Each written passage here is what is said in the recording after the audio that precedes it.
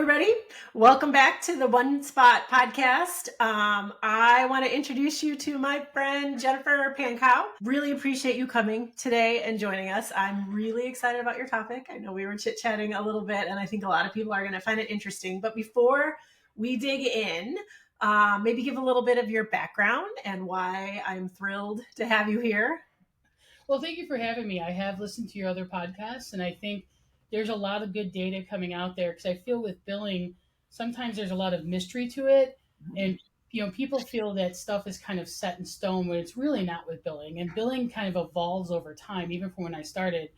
Thank you for having me, by the way. This is my first podcast, too. I'd like you to know. So, I started in optometry over about 30 years ago now. I started off basically as a pre-tester or optical tech. I actually went to medical assisting school, so I was a medical assistant and kind of fell into this. The doctor I worked for, it was a second generation run, so I walked into a practice that's been established for many, many years. They had their practice, and I basically kind of started from there. Over time, I learned how to bill, probably starting with like VSP or like vision insurances exam onlys, and then kind of worked out that way. Then I was offered a role in a cold start, which is a practice that opens up cold with no patients or anything. So that was kind of fun. I was kind of looking for a challenge at that point. I feel like the practice I was at, I kind of hit a limit. And the doctors I was going for, I knew them both since they were both actually students. So I knew them for a long time as well. So we all grew up together is the way I like to look at it. So we opened that practice. I was kind of everything because with cold starts, you wear many hats, and I do wear many hats even now at this point too. So I kind of had to learn on the fly. So billing medical, originally we had a biller that billed for us. And what happened was we were finding out that our claims were kind of just being tucked away and not really being submitted for a very long time. So our turnaround time was really slow. And I'm like, this is ridiculous. So then I learned how to use our software and how to use a clearinghouse. It was VisionWeb back in the time, which now has had multiple changes in that. Yeah. So old I am. But we started kind of billing from there, and then we were kind of off and running. Our topic, I think, is really important because I know you've said too, as well as, good data in, good data out. So if you don't get the stuff right in the beginning, it's going to make everything harder and make it harder for you to get paid. And so much more time, right? So much more time, yes. Yeah. I have multiple roles. My first one is I'm the client support insurance specialist for Eye Care Advisors. We are a consulting group that helps doctors, optometry. We help optometrists open up cold and lean is what I like to say as well. So I help basically in the beginning with credentialing. So I help them kind of go through that process. And then when they start to get opening, I can help with many other aspects of the office, like running the office, billing, especially helping set up their clearinghouse, working with their EHRs. I work with most of our clients with that kind of stuff. I also am the vice president of operations for Unionize, which is the vision part and overall union wellness center that has a medical side and a vision side. We started back in 2019 with one location, one union. We are now 8 locations deep with 11 unions. So I help run all those guys. Yeah, it's been fun to watch you guys grow, both from the union side and Eye Care Advisors. So yeah, from Eye Care Advisors, and like even from the other practices I worked at as well. Like it's just been amazing. It's been amazing to see like how we started out. Like in the beginning, like I like to say, which is kind of funny, is like I used to be like the youngest in the office. Now I'm like, and I'm the one that comes to for the answers because all offices have that person that people all kind of draw to for answers and stuff like that. But it's been a fun ride. I mean, I really kind of fell into it because I went to medical assisting school. I was expected to work with a medical doctor, and that kind of fell through. And then I ended up in optometry, and here we are. Never leave once you get here. I know. That's awesome. I truly enjoy what I do. I love working like with our patients in the offices. I love working with our clients for eye care, and I feel like I'm a part of all their teams. Like when they have questions, I think it's good to come to us. And what's nice about eye care is all of our team members all have different experiences. We all have all these years of experience as well. So like most of the questions, somebody's had it happen to them that we can answer it. Yeah. But just telling you a little background about me. That's awesome. I've always had a passion. Well, I mean, I think for the last 20 years, all the companies that I've worked for have been in a startup situation. Mm-hmm. And even with them, I've always worked with a lot of the startups. So I love it. And it's the same thing. Like I look at doctors now, I'm like, oh my gosh, they've been in business 20 years and I was there when they started. really Yeah. wanting to see them and kind of, and like what I like about the cold starts, like I've always done private practice. I've never done corporate, but I like with cold starts, you're kind of developing and building your culture from the start. It's like Yeah. you're building those That building feeling blocks, of command. and Yeah. it's nice to you kind of see how it grows and from when you started. And it's Yeah. like, man, I can't believe like what we've accomplished, and we still are accomplishing. Like we are still growing at all of our different practices. Our eye care clients are awesome. I love dealing with all of them. I do a lot of screen shares with them too, which I think is kind of fun. And we end off on a lot of tangents. I love to talk, and we always, we start at one level and we end up way over here. But it's kind of funny how everything kind of connects to the, You get them done. which Yeah. is kind of like what we're talking about today. So, Yes. Yes. So I'm going to read the topic because it's a good one. I want to make sure I say it right. Collecting accurately and efficiently at the time of service, setting up your practice for success. Now, obviously, you have a lot of experience with this since you are working with a lot of practices from the get-go. And then you've got such a history of optometry practice that you can kind of see some things that in the long run do work out and maybe things that don't. So I thought maybe the first question, because I can tell you from being on the road of a lot of shows this fall, we have a wide range of people that listen, from the billing specialist to doctors and even new practices that are getting started. So if you want to explain what a fee sheet or a fee schedule is, or if they're both separate, different things. yeah, they're the same. So a fee schedule is basically your allowable rate for what you bill out. So when you have your codes, like you have your exam codes, your different services codes, like let's say your 92004 or 99004. With those guys, you set your fee schedule, which is what you guys are going to charge for it, or what our doctors are going to charge for it, I should say. When you sign contracts with the different insurances, there's only a certain amount they allow you to collect from them and from the patient. So that's the fee schedule part of it. In the beginning, when you first kind of get rolling, you don't have as much medical. A lot of our cold starts don't have as much medical. They start off with more self-pay and vision. So the medical kind of grows over time. So sometimes this kind of gets pushed to the side. But there's stuff you can do in the beginning to kind of set yourself up, or even if you're established practice, you can definitely do this. And then once you kind of get rolling with it, it will get easier over time. In the beginning, yes, it's going to be a little tough and it is a little time consuming because you have to go to each of those insurance providers to get that said fee schedule, which basically they're going to tell you for this code, you're allowed to make this. They're all different as well. And depending on the state you're in, it's different as well. Like some make you send a letter, some you can do an online. Oh, to like get the information. That was one of my questions. Okay. Yeah. So you can go on a portal and you can enter your information, get it sent to you via email. Some you can call and they'll just send it to you, which is awesome. Medicare, you can go right to the Medicare website to get it. And a lot of the insurance companies kind of base those off of Medicare, but sometimes they'll be slightly different. And the reason why I kind of recommend doing this is so when patients are coming in, you want the data to be able to collect correctly from them. So if you pull their benefits, you pull their eligibility, and it says they have 30% coinsurance. Well, that 30% coinsurance is coming off of that fee schedule amount, not what you charge.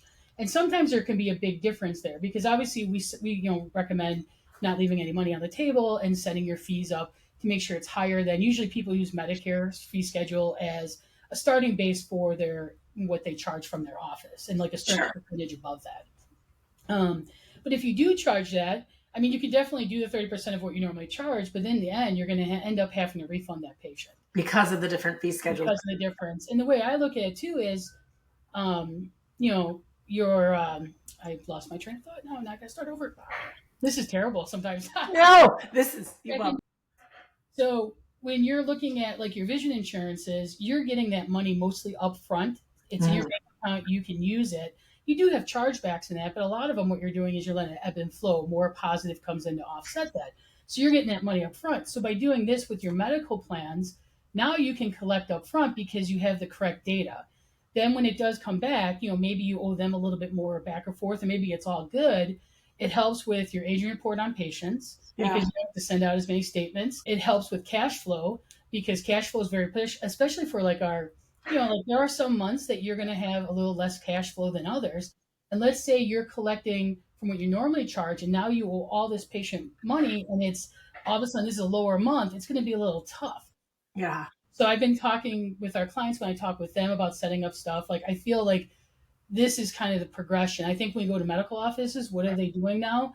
They're giving you an estimate of what you owe as well, and they're trying to collect up front as well. And I think overall, it's going to save a lot of stuff in the background. Yeah, I would imagine, and I've seen a lot of conversations, and I think everybody knows I used to be at Revolution EHR. There was a lot of discussion about fee schedules when people were first setting up and implementation, and they can take a while, right? I gotta think with cold starts, as you mentioned, it's probably a little easier because they're adding one payer maybe at a time as they get credentialed. But for an existing practice, yeah. And as far as you know, most of the practice management systems probably allow for fee schedules to be set up, right? It's just They do carving out it, the yeah. time. Because Revolution, I have used yours, so you do have it as well, and I think a lot of them do have that. But even taking that fee schedule that you get, you can make an Excel sheet. You can do a Google Doc, or Google Sheet, I should say, is what they're called. Yeah. And because if you think about it, there's only a set level of codes that we're going to be billing out for. So once you know that, then you can have each column be whatever it is. Or if you want to set the tabs at the bottom, I would also add, make sure you put in for each insurance, how did you get that fee schedule? Because you're going to want to redo it every year. That was another one of my questions. So yearly they change. Do they change like at the first of the year, or can they just they're all kind of kind of different. I think if you, at least if you set it up like, do it the same time every year. So like if you start off wherever, maybe every year in January, you get that to see, because then at least at some point in that year, you're going to get that updated fee schedule. Right. Or if you start to see that, you're getting your EOBs back, your explanation of benefits. If you're noticing that, the dollars, it looks like like they're not off, they're not the same anymore. Maybe it's time to check that fee schedule. And see what that. Yeah, that's a great point. That is a great point.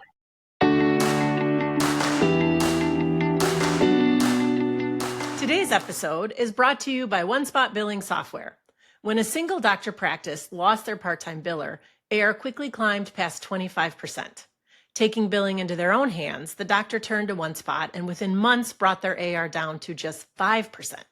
OneSpot gives practices the clarity and control they need to collect what they're owed. Visit onespotbilling.com/offer25 to book a demo and receive a $25 Amazon gift card.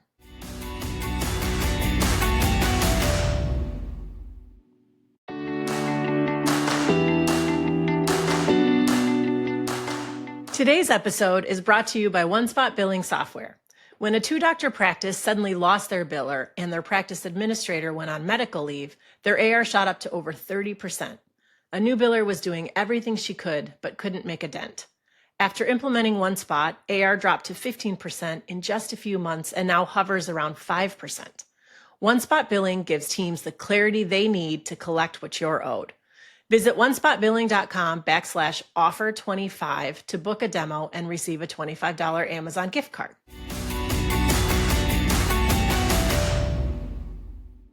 Okay, so thinking about the collections, right? So this is so important. You get the eligibility, so you know what percentage they're responsible for a copay. If you have the fee schedule, you should be able to factor it out.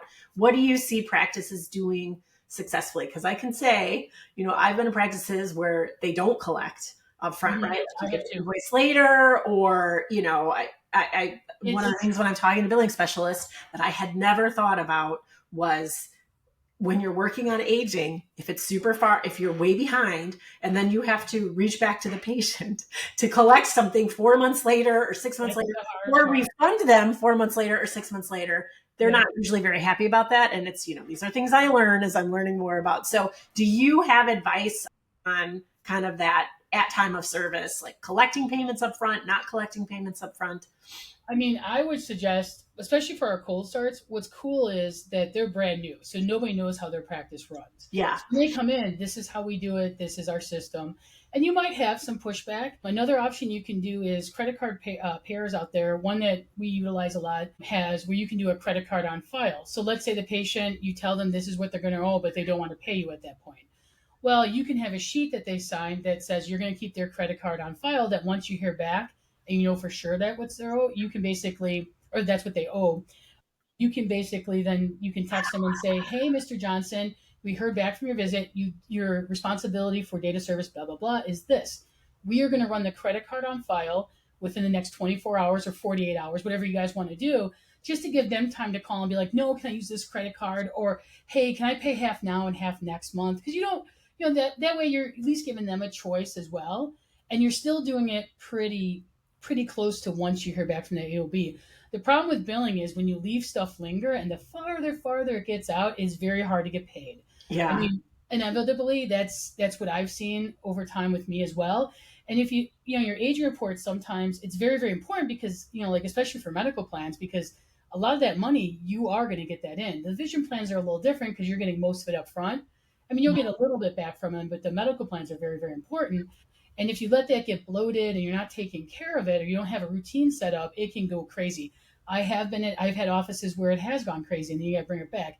The aging report is the one thing that gives me anxiety. Like, even if we have a good one, it still gives me anxiety looking at, because that's money that you're owed, and that's money for the practice. But it's just kind of setting up a system. So I've been trying to do, like, our cold starts who are newer. It's like, you know what? Set up some admit time where you are putting in checks, you are looking at this stuff. The other thing too is you can do an aging report from your EHR, and you can drop it into Excel or a Google file as well, and have tabs for each month where you can have a note column, and you can highlight them. Like, green means it's current, maybe yellow means you're working on it, red means, oh God, what's going on? And then you can note it, work on it, and then the next month when you run it, you can be like, oh, it's off their aging report. If it's still there, you can go back and see what's going on. Right. So it's just setting yourself up with having, back in the day, what did we have? We had paper and notebooks, and I was terrible with paper. I hate paper. So anything I can do digitally, I definitely recommend it. But it's kind of a nice way that you can always go back. And if you go back to collecting up front, or even doing the credit card on file with them, if you do have pushback, at least you have two options to work with. That way, when you do get paid, your aging report is going to be a lot less smaller, and you can kind of control it. I tell our clients, like, once you make sure that you have all your checks in. Let's say I used to do my checks mid-month and the end of the month. I used to do it on the VSP drop just because they were consistent, and then everybody else I would do. So if you know all your checks are in for that previous month, maybe the first week you run the aging report, and then you start looking at it. Like, what's starting to hit that, that 30 to 60 day mark. Because that's when you should start seeing stuff paid. If it's still there, it's time to take what's going on. Yeah, see what's going on. And if you start doing that, you won't have everything get passed out, that dreaded past 120. Yeah. I will say, as I talk to practices, I know so much of this is extra work up front, right? And I know, you have an advantage, to be quite honest, with some of these startups. You're like, learn from the things that I've seen, right? Yeah. And the highway either, like, you can develop over time, and you can splinter this off. Like, all practices are slightly the same, but they are different. So, like, whatever we give is kind of what we found, because we have tried many things, and some stuff just doesn't work, but you got to be willing to try. Yeah. If it doesn't work for you, it doesn't work for you. Then you have to pivot and figure out something else, and figure out what works for you. Like we were saying earlier. Yeah. Ben and I were saying earlier how billing, you're the figure outer of the practice. You are the figure outer. You got to adjust. I'm more of a trial by fire as well. Spaghetti on the wall, did you say, right? Yeah. I just throw it on the wall. We see what sticks, and we kind of go from there. Like, when I first started billing, like, I tried to go to as many, like, meetings I could go to just to soak up anything. Because any meeting you go to, I mean, even if you get one or two nuggets out of it that kind of helps your practice, that's awesome. Like, talking to other people, seeing what they're doing. But, like, nowadays, you have Google, you have all kinds of stuff. I'm interested to see how, like, AI is going to transform for some of this stuff. Pulling eligibility and stuff. I think that's down the road. You're going to start seeing that kind of trickle in. I'm like, where was all this when I first started? We had none of it. It was like, basically, you call the insurance, or we used to take the insurance card, collect their copayment, and send it, and let's see what happens. Yeah, I know. I feel, when you were even talking about your experience, how, like, well, I kind of did the vision, and then we weren't, like, medical wasn't filed, so I figured it out, right? Like, I hear more and more stories like that, even with OneSpot, which can replace some of those spreadsheets. But, I'll talk to a biller, and they're like, well, the biller left, so I raised my hand, right? And so then they're just having to learn it. So that's the problem too, is if you have one person doing it, like, I recommend, like, all of our doctors from eye care, when they're opening, like, start off you guys doing it first. Like, I can help them. I do help them. We do screen shares, we enter EOBs, and if there's questions on the EOBs why stuff didn't get paid, we can go over it. Yeah. Then you can either. I think that's such a good idea. Yeah. We actually just had one of your customers, one of the eye care clients, sign up for OneSpot, and I'm like, and he's, like, doing great, and I'm like, I love that he wants to know this, so that when he grows and he brings a biller in, he knows the background of everything. He knows the background. We know what's going on, and then they can audit stuff too, where they can go back and be like, hey, what's going on with this or that. And then if that person, does leave that you've transferred off to, like our clients, I tell them, like, you can always go to a billing service. You can add that anywhere.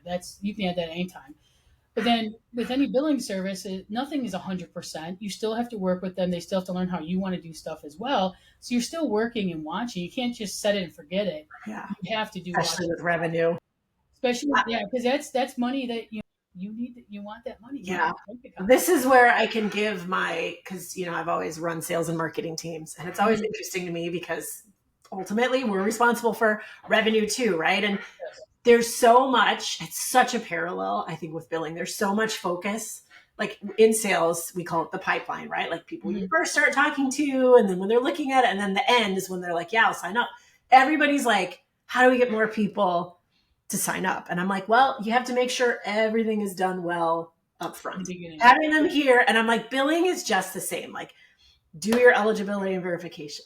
Have those fee schedules set up. Like if you really want success collecting the revenue at the end, just pay attention to the end. You have to make sure everything is in place up front. Patient information is key too. What I see some mistakes in the beginning is, they didn't get a copy of the ID card. The patient gave it to them. It's not right. It's not the right card. Medicare is a huge one nowadays because you don't have just Medicare. You have Medicare Advantage plans, which that just throws, so when those patients come in, unfortunately, they don't realize that red, white, and blue traditional card is basically null and void.